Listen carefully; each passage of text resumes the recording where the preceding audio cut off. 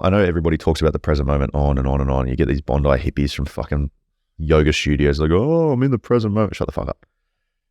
Even if you're thinking about the past or the future, where is that thinking happening? Presently. So how are you meant to get into something you can't fucking get out of? That's a good point. You can't, right? That's the trick. And they teach it in Buddhist philosophy. Essentially, the whole suffix of Buddhist philosophy is to ask you unanswerable questions in an attempt to make you see how stupid it is so that you can see how stupid life is, that it is all a game. So what happens if a mosquito tries to bite an iron bull? Well, it's not going to be able to get blood from it. Yeah, it's the nature of the mosquito to bite. It's the nature of the bull to be still. What happens?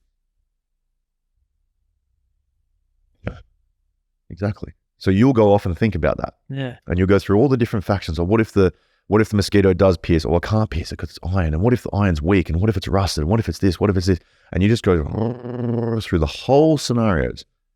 And eventually, this is the cool part, you get to laughter.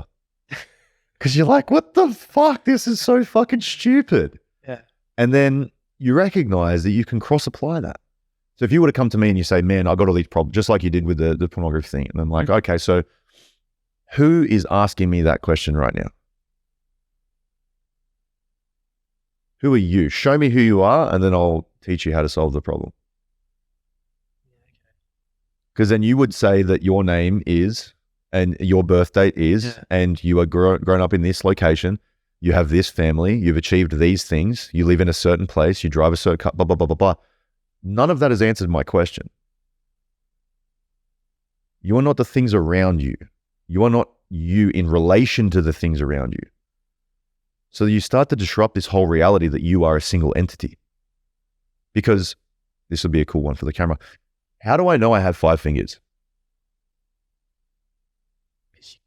What are the only reasons that I know these fingers exist? Because there's environment in between them. If there was no environment in between my fingers, how the fuck would I know I had 5 fingers? Exactly. So I'm inextricably linked with my environment.